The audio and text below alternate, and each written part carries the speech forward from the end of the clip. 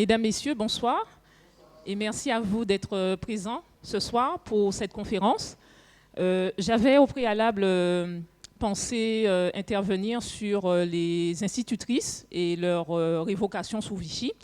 Mais j'ai pensé que, dans quelques jours, nous en serons au 80e anniversaire du suffrage féminin.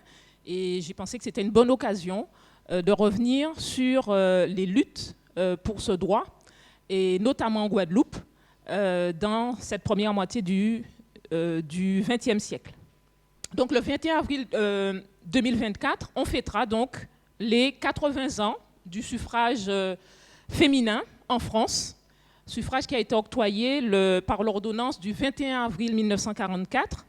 Et comme je l'ai dit tout à l'heure, cette conférence va revenir sur cette date importante, car elle réalise enfin le suffrage universel, presque un siècle après le suffrage accordé aux hommes en 1848. Donc comment peut-on expliquer ce décalage? Près d'un siècle donc après le suffrage masculin, qu'on ait accordé le vote aux femmes, le droit de vote aux femmes, est-ce que les femmes de Guadeloupe ont revendiqué ce droit? Alors, ce serait plutôt plus que est-ce que, mais comment les femmes de Guadeloupe ont revendiqué ce droit? Et dans quel contexte le droit de vote va être accordé aux femmes en 1944 et quels étaient les enjeux à l'époque? Enfin, dernière question, comment s'est déroulée donc leur première participation aux élections de 1945?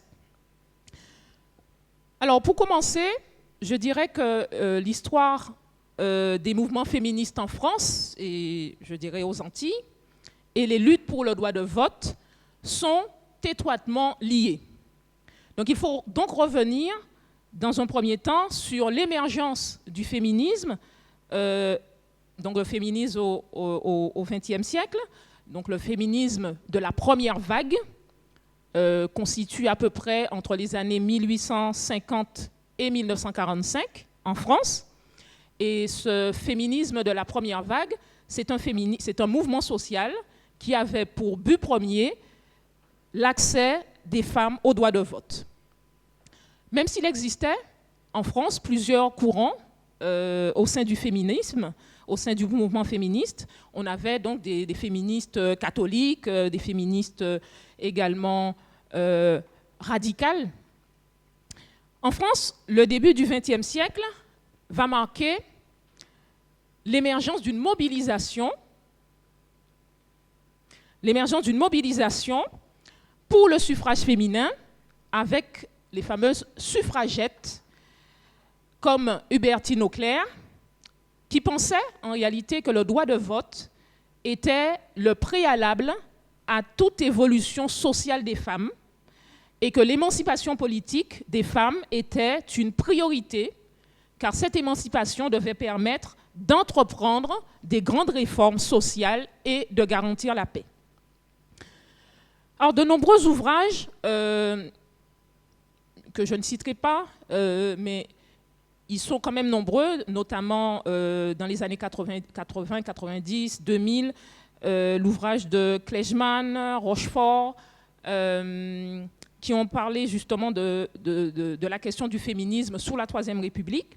Et ces ouvrages ont abordé le décalage entre une république, donc la Troisième République, qui prône le principe d'égalité entre les citoyens, et la réalité, c'est-à-dire la situation d'exclusion des femmes de la sphère politique.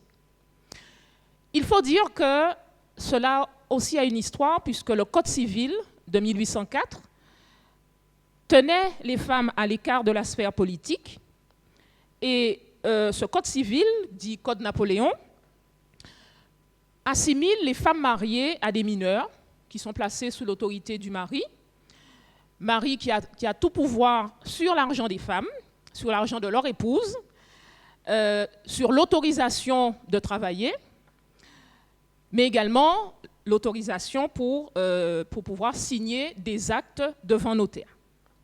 Donc, dès la fin du XIXe siècle, les féministes françaises vont dénoncer, bien entendu, cette situation et vont s'organiser.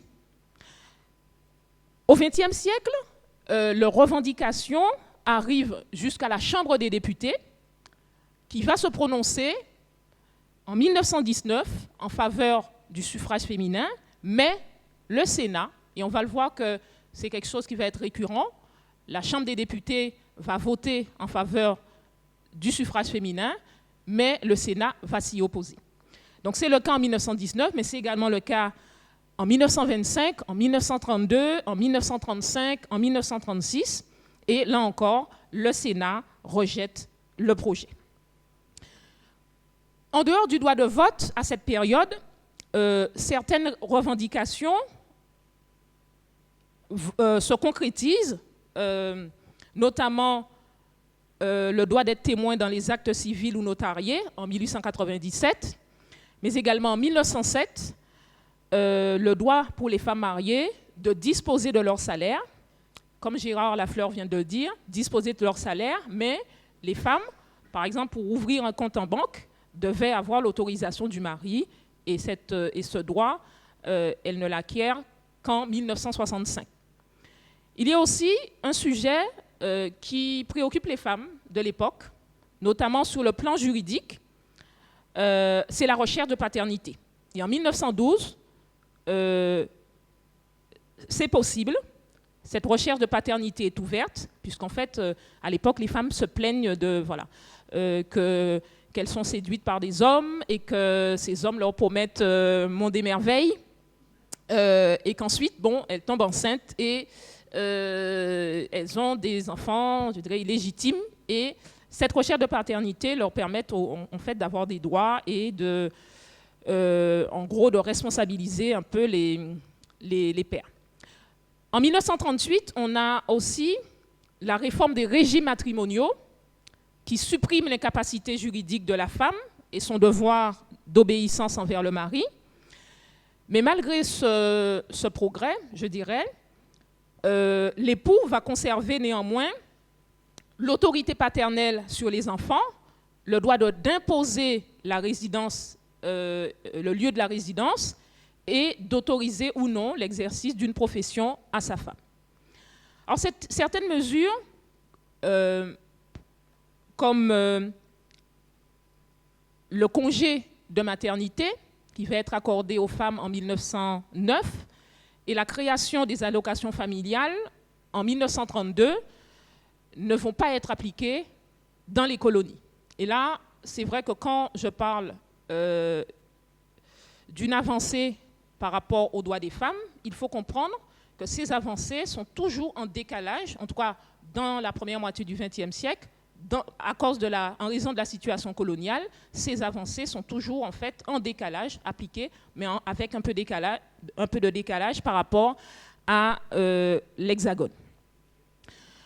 Ce décalage par rapport à l'octroi du vote aux femmes en France et aux Antilles résulte également de la défiance, d'une forme de défiance concernant le vote féminin, et on voit à travers les sources de l'époque plusieurs arguments qui sont avancés pour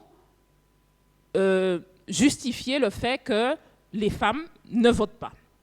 Alors il y a premièrement le fait qu'on suppose que les femmes ne sont pas suffisamment instruites pour participer à la vie politique.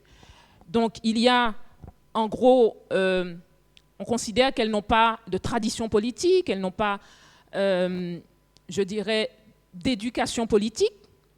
Il y a aussi le fait que on pense à l'époque que la place des femmes, finalement, elle est au foyer. Et que la sphère politique reste pour les hommes. Il y a un troisième point. Il y a aussi cette question, évidemment, de la moralité des femmes, hein, puisque dans certains cas, certains partis politiques vont être favorables au vote féminin, mais vont conditionner ce vote à des questions morales. C'est-à-dire, et durant tout le XXe siècle, on verra par exemple fustiger les femmes, je dirais, aux mœurs légères, c'est-à-dire les prostituées. On considère que non, les prostituées ne peuvent pas avoir droit au vote. Et toutes des questions aussi sur la respectabilité des femmes, etc. Il y a un troisième point, parce qu'on pense également que si les femmes votent, ce sera de toute façon en faveur des partis de l'Église, ce qu'on appelle les partis de l'Église, c'est-à-dire des partis politiques réactionnaires, donc de la droite. Et donc, tous ces arguments sont avancés durant tout le XXe siècle. On les retrouve en France comme en Guadeloupe, et en Martinique aussi, hein, c'est la même chose. Et ce sont des arguments qui constituent aussi des freins par rapport aux droits des femmes. Comment les femmes, malgré ces freins, ces obstacles, ont revendiqué le droit de vote en Guadeloupe? Alors les femmes en Guadeloupe ont, elles aussi, revendiqué le droit de vote, notamment à travers 2 journaux, Pointe-à-Pitre, organe des dames de la colonie, qui est publié entre 1911 et 1912, et l'Écho de Pointe-à-Pitre, qui est publié en 1918-1921, et qui se trouve justement, c'est un journal que vous pouvez consulter aux archives départementales de la Guadeloupe. Ces 2 journaux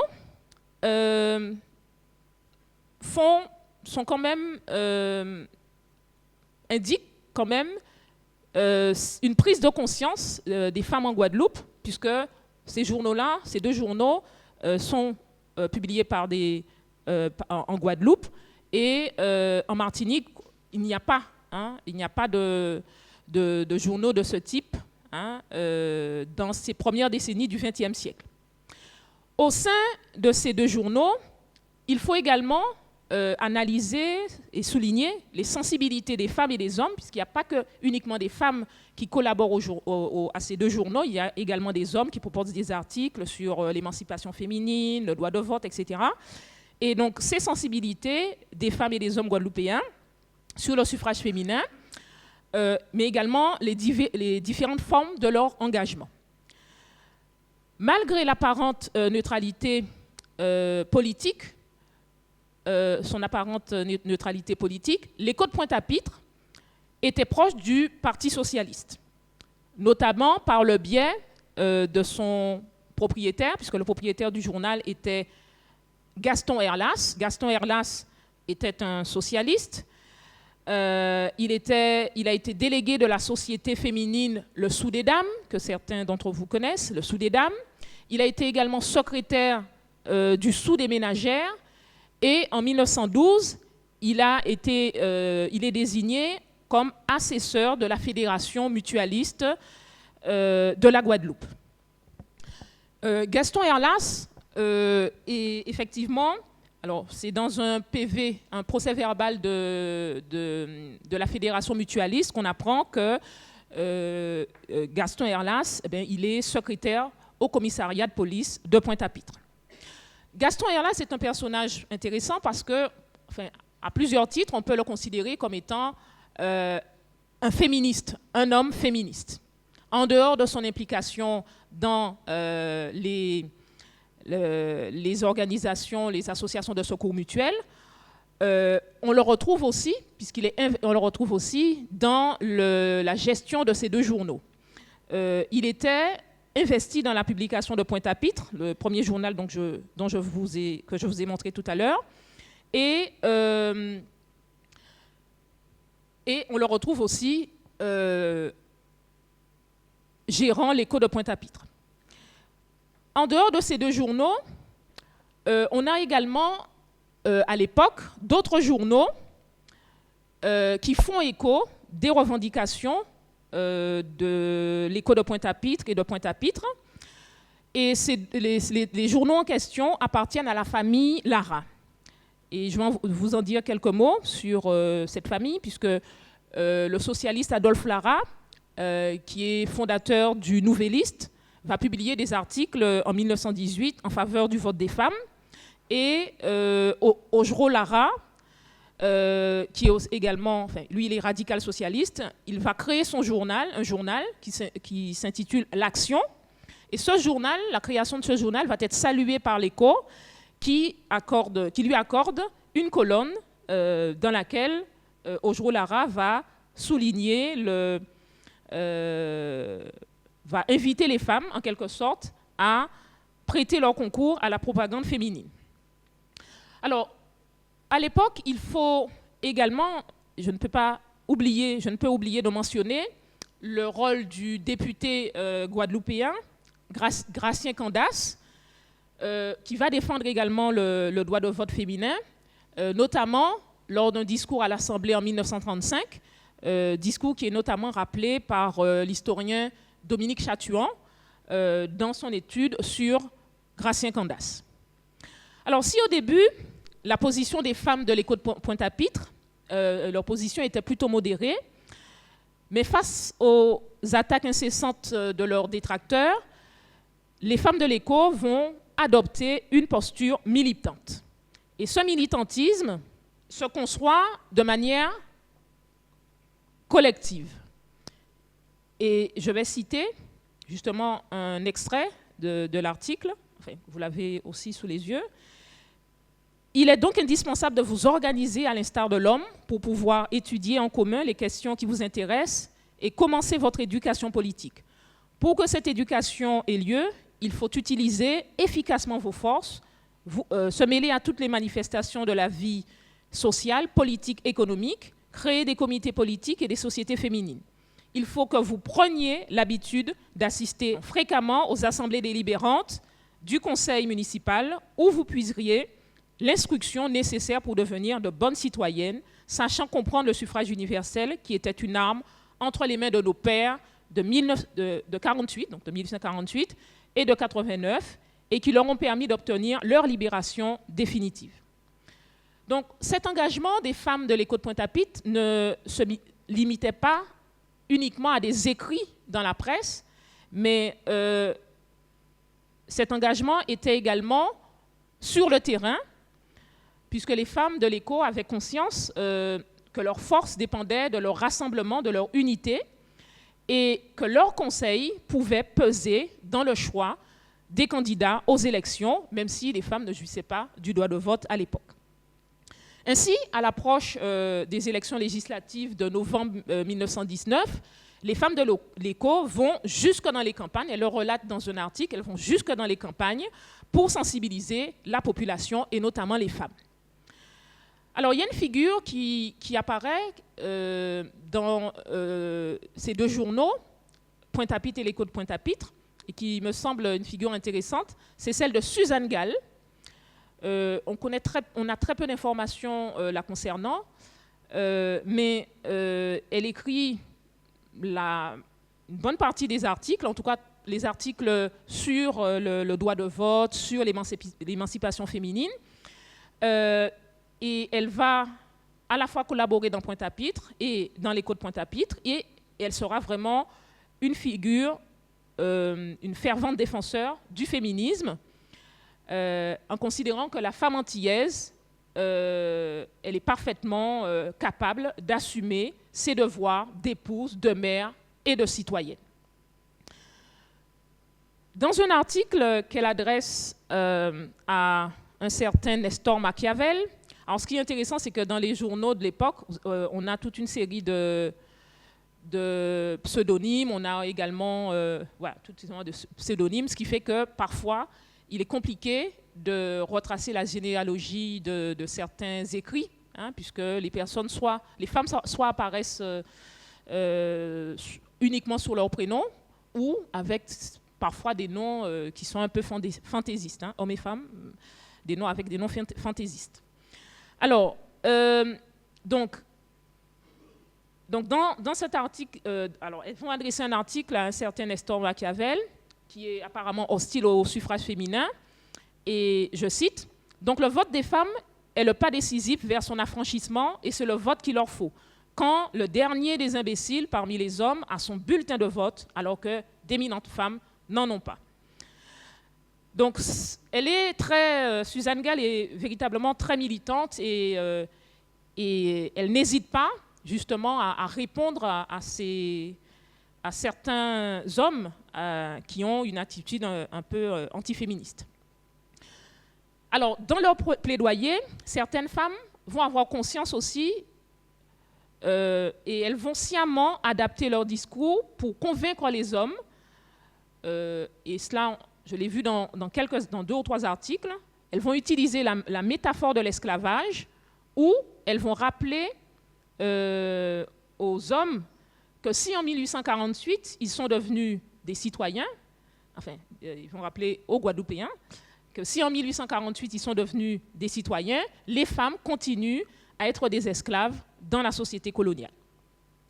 Alors, d'autres vont tenter de rassurer la société sur le fait que l'égalité politique entre hommes et femmes n'allait rien bouleverser à l'ordre familial, et c'est vraiment une constante dans les discours, c'est ces femmes de ces 2 premières décennies du XXe siècle vont essayer de montrer aux hommes que cette égalité politique entre hommes et femmes ne bousculera pas l'ordre social, ne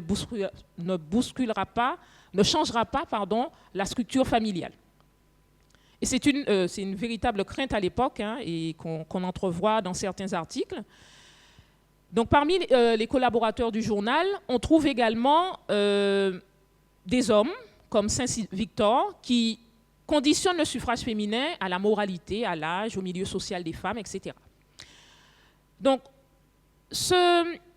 la conquête des droits civiques, des droits politiques, il faut le dire, n'a pas suscité une adhésion massive au début du XXe siècle. Plusieurs facteurs ont certes entraîné une prise de conscience des femmes, de leur exclusion de la sphère politique. Il y a à la fois l'instruction, l'intégration dans les partis politiques, notamment le Parti socialiste, mais également des échanges avec les féministes françaises et le contexte de la Première Guerre mondiale. Alors sur l'instruction, je ne vais pas revenir, puisque je suppose que vous avez des informations là-dessus, ou vous voulez des détails? Je vous donne des détails ou pas?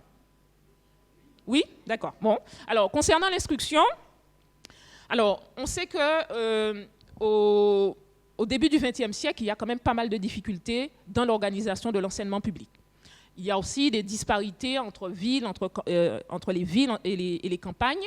Il y a aussi la question de la laïcisation des écoles de filles, qui va donner lieu en Guadeloupe à un véritable affrontement entre 2 camps.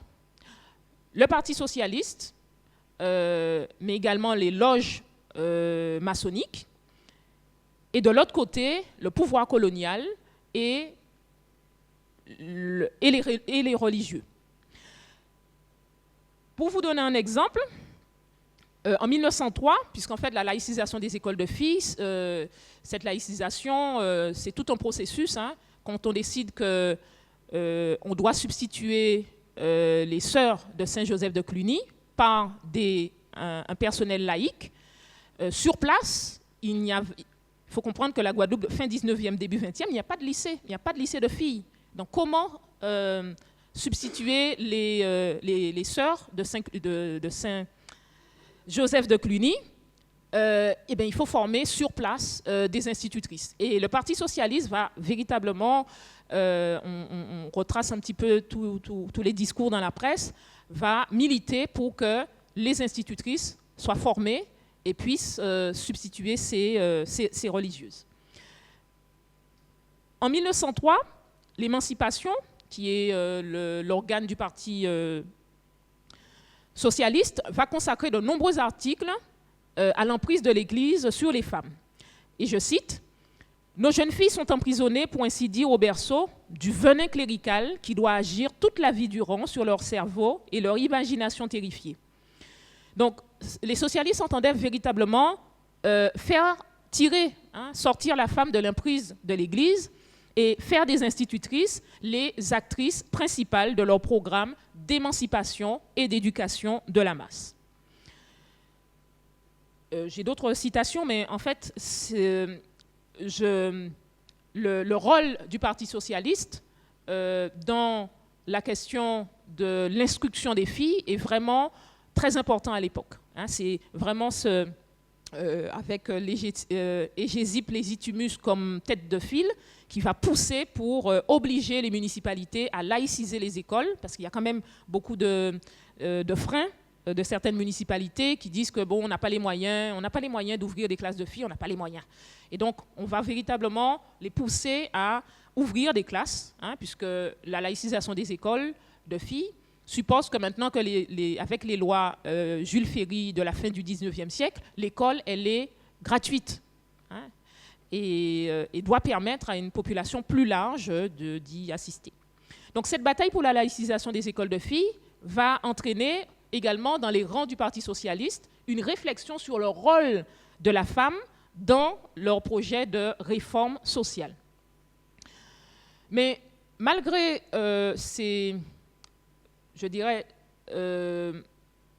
malgré cette bataille pour la laïcisation, pour l'intégration des institutrices dans les écoles, le rôle assigné aux femmes par le Parti socialiste restait dans les limites d'une identité féminine traditionnelle. C'est-à-dire que les femmes, voilà, elles doivent s'émanciper, elles doivent voter, etc. Mais il faut surtout qu'elles restent de bonnes épouses et de bonnes mères. Mais les femmes vont profiter finalement de cet espace pour s'investir dans la sphère publique. Concernant leur intégration dans les partis politiques, on sait très bien que les femmes en Guadeloupe ont très tôt, plus qu'en Martinique par exemple, investi la scène politique par leur présence au sein du Parti socialiste et du Parti radical. Je vous rappelle donc l'existence du groupe des femmes socialistes qui est créé en 1902, la Société des vraies filles de Schellcher, la Société des filles de la Victoire, les vraies filles de l'Espérance, les vraies filles de l'Avenir. Et il faut noter également que les associations féminines de secours mutuel, vous les connaissez probablement, la Mutuelle des ménagères, les Roses fanées ou les Fleurs fanées, les Dames de Saint-Louis, le Sou des Dames. Ce sont des associations féminines de secours mutuel qui, même si elles ne sont pas impliquées directement dans la sphère politique, puisqu'elles sont plus ou moins impliquées dans la sphère sociale, elles sont là pour promouvoir aussi des valeurs de philanthropie, de progrès social, dans une démarche égalitariste. Eh bien, ces associations de secours mutuel féminines vont conserver des liens avec le milieu politique.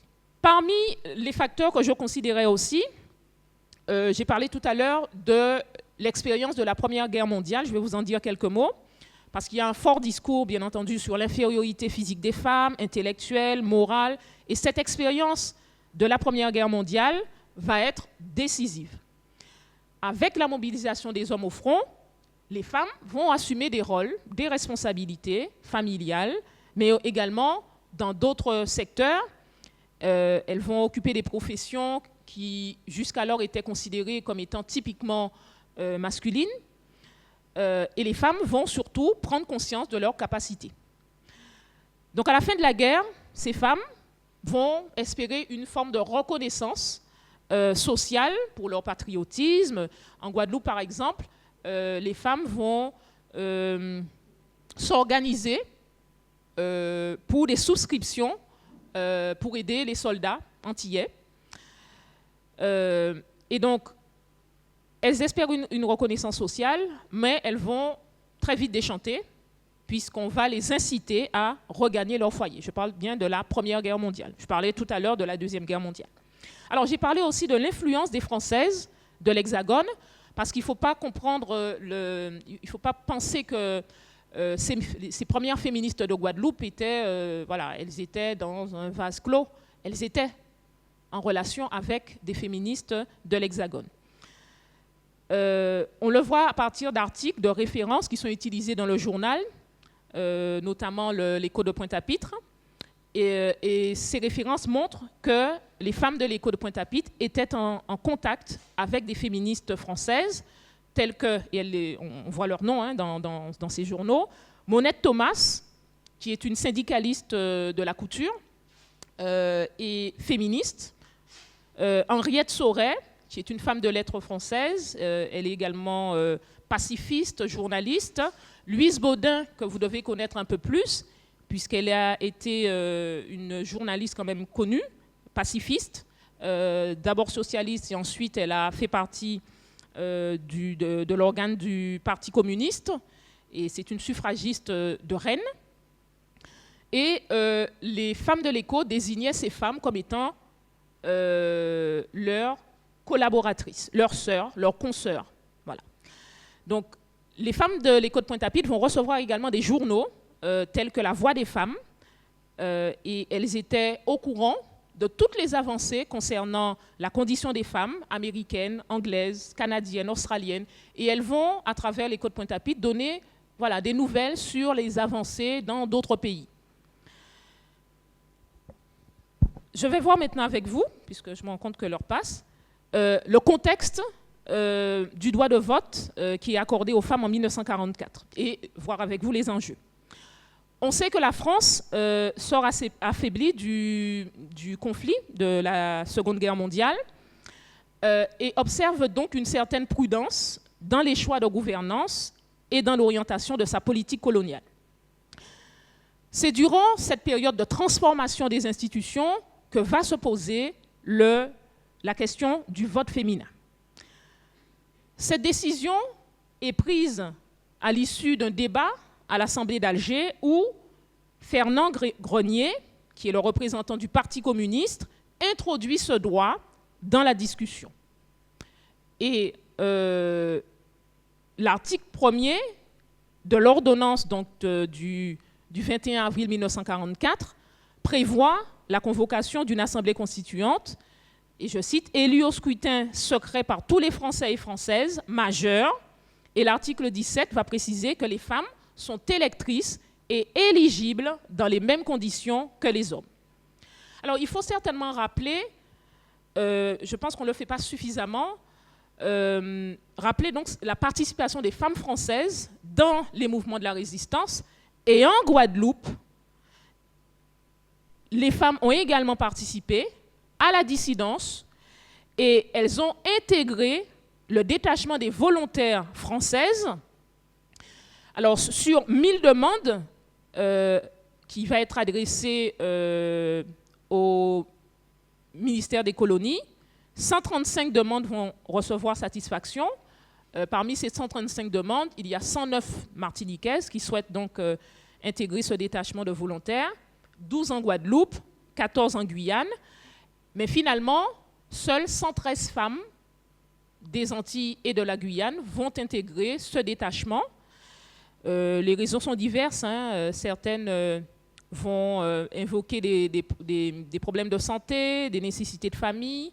La candidature de certaines va être aussi rejetée en raison d'indiscipline.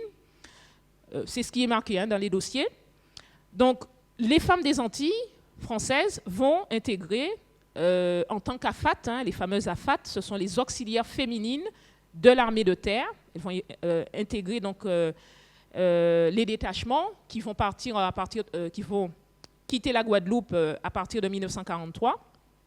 Et cette participation des femmes à la résistance, je pense, va peser dans les décisions des représentants des forces françaises libres au moment où est soulevée la question du droit de vote des femmes. Il y a également des enjeux au niveau national, puisqu'il y a un câblogramme, donc un câble, que le gouverneur de la Guadeloupe reçoit du ministre des Colonies le 20 juin 1944, qui va contenir des directives très précises. Les futurs délégués des colonies à l'Assemblée nationale devront se montrer, et je cite, lucidement et énergiquement français et donner une démonstration éclatante de l'unité de la France et de son empire. Et en ce sens, le ministre des Colonies va proposer la candidature de Valentino, qui est connu donc, pour son rôle dans la résistance. Il va également devenir membre en janvier 1945 de la commission justice et épuration, de la justice et de l'épuration. Le ministre va interroger également le gouverneur Berthaud sur la pertinence d'accorder le droit de vote aux femmes en Guadeloupe, et ce dernier va émettre certaines réserves sur l'application de la mesure en Guadeloupe. Et je le cite, « Je suis un partisan convaincu du vote des femmes, mais pas en Guadeloupe. La masse est trop inculte. J'en dirai autant des hommes, d'ailleurs. Mais à leur rejet, il n'y a plus à y revenir. » Fin de la citation. Donc l'octroi du vote des femmes, l'octroi du vote aux femmes ne fait donc pas l'unanimité, et ce, dans les plus hautes sphères du pouvoir.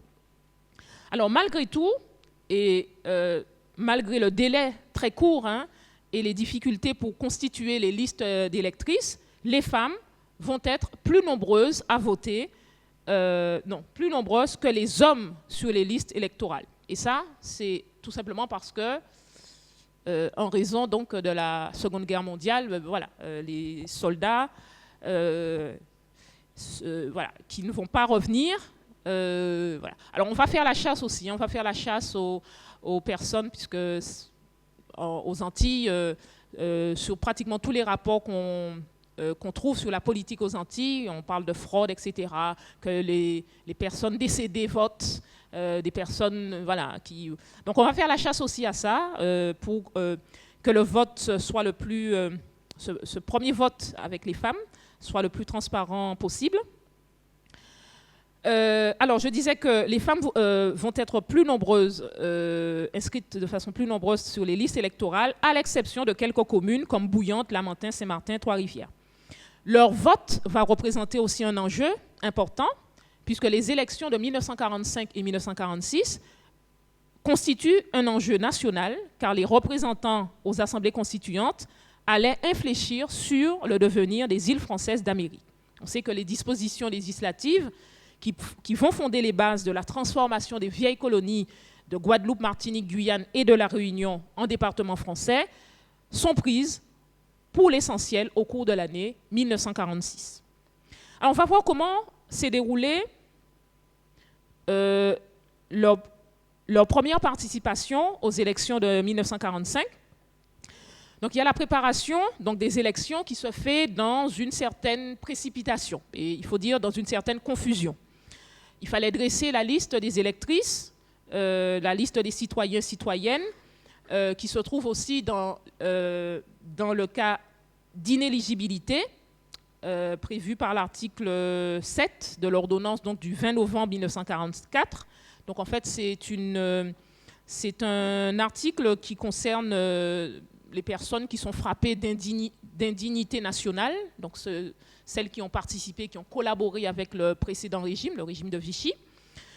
Il fallait également préparer les nouvelles listes, et les maires des communes se rendent compte finalement qu'il y a énormément de difficultés, et elles rendent compte de ces difficultés au gouverneur, difficultés à dresser les listes d'électrices, le manque de temps, le fait que les femmes ne se sont pas manifestées, elles ne se sont pas présentées pour l'inscription sur les listes, d'où l'obligation de relever leur nom dans les registres de naissance et de décès, et le fait également que les cartes d'alimentation ne fournissaient en réalité que des informations incomplètes. Or, il y a un arrêté adressé aux maires des communes qui disait que on peut inscrire les femmes à partir des cartes d'alimentation. Or, dans certains cas, ces cartes d'alimentation ne comportaient pas suffisamment d'informations. Les femmes votent donc pour la première fois le 20 avril 1945 lors des élections municipales, et la même année, le 21 octobre 1945, pour les élections à la première assemblée constituante. Alors, j'ai parlé du premier candidat qui est proposé par le ministre des Colonies. Il y a un deuxième candidat qui va être choisi pour représenter la SFIO, donc la section française de l'Internationale ouvrière, donc Parti socialiste. Aux côtés donc de Valentino, c'est donc Eugénie Ebouetel, la veuve du général Eboué, un résistant, premier résistant de l'Empire, et dont le passage également en Guadeloupe dans l'entre-deux-guerres comme gouverneur avait suscité un certain enthousiasme, de l'admiration par rapport aux mesures sociales qu'il avait appliquées. Le Parti communiste va choisir Ozan Girard, Gerty Archimède, Amédée Fangarol pour le représenter. Et le Grand Rassemblement des Gauches va proposer Maurice Satineau, Médard Albrand, Gabriel François Julien. Donc, en gros, dans les années en 1945, les trois partis, je dirais, enfin les trois partis les plus importants sont donc la SFIO, le Parti communiste et le Rassemblement des Gauches. Alors, les journaux de l'époque, de même que voilà, les journaux de l'époque, vont rendre compte d'une certaine fébrilité autour, quand je dis fébrilité, plutôt dans le sens vraiment une excitation incroyable autour des élections de 1945. Et pratiquement tous les partis vont donner leur opinion sur la question du vote féminin. Le Parti socialiste colonial français, à travers la plume du député Maurice Satineau, va lancer un appel aux femmes guadeloupéennes. Et dans cet appel, il va demander aux femmes de sortir des représentations communément partagées concernant leur coquetterie, concernant leur délicatesse, pour devenir des femmes d'action. Donc on a un discours qui essentialise en réalité les femmes tout en leur demandant de participer à l'action. Il exhorte donc les femmes guadeloupéennes à bien choisir les candidats et bien sûr les candidats du Parti socialiste colonial. D'autres tracts iront dans ce sens, celui de la Fédération socialiste de Sainte-Rose, et je cite, « Citoyennes, pour la première fois, la France appelle les mères de famille, les sœurs et leurs filles à participer au pouvoir politique. Pour la première fois donc, les Françaises de Guadeloupe sont appelées non seulement à élire les membres des conseils municipaux, mais aussi à gérer les biens de la commune. Pour la première fois, citoyennes de Sainte-Rose, le 27 mai prochain, vous allez désigner vos administrateurs. » Dans ces tracts, dans ces discours, on remarque en effet qu'on va courtiser le vote féminin, mais on ne parle pas de la possibilité qu'une femme puisse se présenter aux élections. Parce que les femmes, l'ordonnance du 21 avril 1944 accorde le droit de vote et d'éligibilité aux femmes. Un autre journal qui s'appelle Le Lien, journal catholique des jeunes filles de Guadeloupe, va également publier un tract par le biais d'une lettre de Monseigneur Janguet qui donne les positions de l'Église sur le vote des femmes, mais également sur le Parti communiste. Parce que l'Église est quand même consciente que le Parti communiste, qui est le parti montant de l'époque, pourrait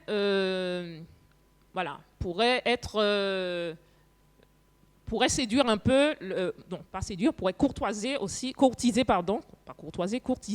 le vote féminin, et que les femmes pourraient aussi, pour des questions sociales, etc., pourraient donner leur vote au Parti communiste. Je cite, « Voter est un devoir pour tous, mais pour qui voter ?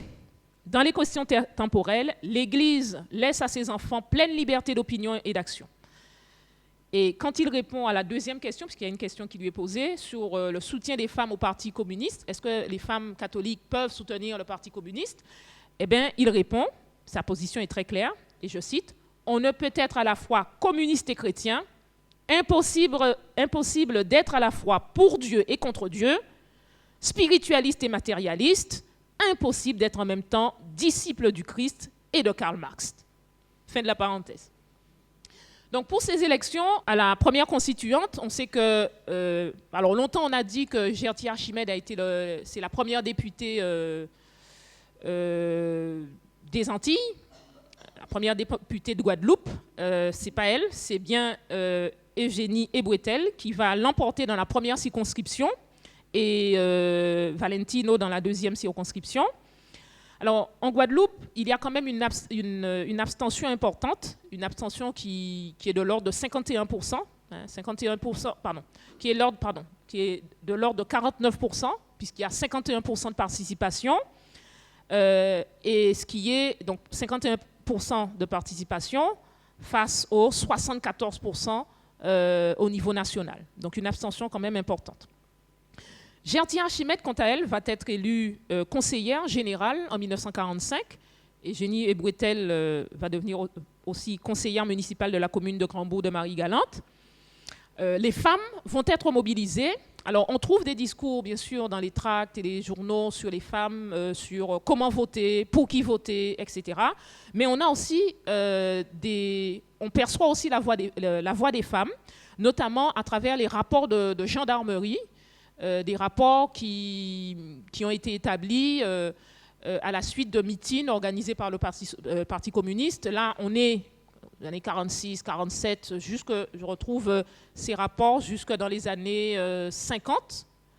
On est bien sûr en pleine guerre froide, hein. Donc le Parti communiste va être surveillé en général. Et en Guadeloupe, les meetings organisés par le Parti socialiste, où on a quand même, où intervient Gerty Archimède. Gerty Archimède qui remporte d'ailleurs le siège de député lors des législatives de 1946, ce qui fait d'elle la deuxième députée de l'histoire de la Guadeloupe. Et dans le sillage des élections, il y aura donc la fondation de la Fédération de l'Union des femmes françaises en 1948. Union des femmes françaises qui deviendra par la suite la Fédération de l'Union des femmes françaises qui deviendra par la suite l'Union des femmes guadeloupéennes. Et je vous ai montré, je vous montre là un extrait du journal Cendrillon qui se trouve également aux archives départementales. Je dois préciser que l'Union des femmes de la Guadeloupe, le premier journal sera Cendrillon, mais il y en aura un autre dans les années 50, à partir de 1958, c'est la fameuse revue Madras, hein, et qui sera publiée jusqu'en 1998. Avec certaines années, on a, en tout cas aux archives départementales, on a pour les années 50, 60, 70, il y a un vide pour les années 80 et on reprend à partir des années 92, enfin, de ce qui reste en tout cas de la revue. Alors en conclusion, je dirais que même si comme Gaston Herlas, dont je vous ai parlé tout à l'heure, qui a été donc président de la Fédération mutualiste de Guadeloupe, soulignait que sans les femmes, il n'y a pas de politique aux Antilles. Malgré tout, l'engagement féministe, il faut le dire, a été une démarche minoritaire au début du XXe siècle. Toutes les femmes n'étaient pas féministes au début du XXe siècle, ici comme en France. Mais ce mouvement, le mouvement féministe, va atteindre, au fur et à mesure des décennies, les femmes de toutes les couches de la société, notamment autour des revendications sociales, aux Antilles en tout cas, autour des revendications sociales. Si au début du siècle, la société guadeloupéenne n'est pas prête à concevoir cette égalité politique entre les hommes et les femmes, ce qui explique d'ailleurs que les deux journaux, l'Écho de Pointe-à-Pitre et Pointe-à-Pitre, ont dû donc se résoudre à mettre fin à leur publication. Dans les années 40, avec le droit de vote, cette société, la société guadeloupéenne, doit tenir compte de l'électorat féminin. Mais courtiser le vote féminin et élire les femmes sont deux démarches différentes. Et pour preuve, la première femme maire en Guadeloupe l'est en quelle année? Non, un peu avant quand même. En 1965, c'est Albertine Auclair qui est... En 2022, elle est devenue centenaire, hein, donc maintenant elle a à peu près 102 ans. Je pense qu'elle n'est pas encore décédée. En tout cas, en 2022, elle était centenaire. Baclay, pardon. Oui, qu'est-ce que j'ai dit? Oui, j'ai dit Albertine Baclay. Qu'est-ce que j'ai dit? Qu'est-ce que j'ai dit? Oui, pardon, non. Je pensais à Hubertine Auclair. Non, Albertine Baclay, qui est la première femme maire en Guadeloupe. Elle le sera de 1965 à 1971. Et elle aura d'autres charges, elle va également avoir d'autres charges politiques. Donc, on peut se demander, oui, effectivement, dans cette deuxième moitié du XXe siècle, qu'est-ce qui va changer avec l'octroi du vote aux femmes? Qu'est-ce qui va changer dans la condition des femmes? Qu'est-ce qui va changer dans leur participation à la politique? Qu'est-ce qui va changer dans la société française? Ce sont des débats qui sont ouverts. Je pense que la question de la parité, l'adoption donc de cette parité en 2000, a montré que on est loin du compte, c'est-à-dire d'une représentation qui soit égale entre hommes et femmes, en tout cas au niveau politique. Je vous remercie.